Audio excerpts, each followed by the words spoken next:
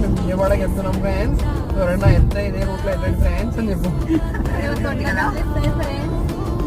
కొండ మీద ఏదో ఉంది ఫ్రెండ్స్. నెక్స్ట్ టైం వచ్చేటప్పుడు ఖచ్చితంగా మేము ఎక్స్ప్లోర్ చేస్తాం ఫ్రెండ్స్. Okay bye friends.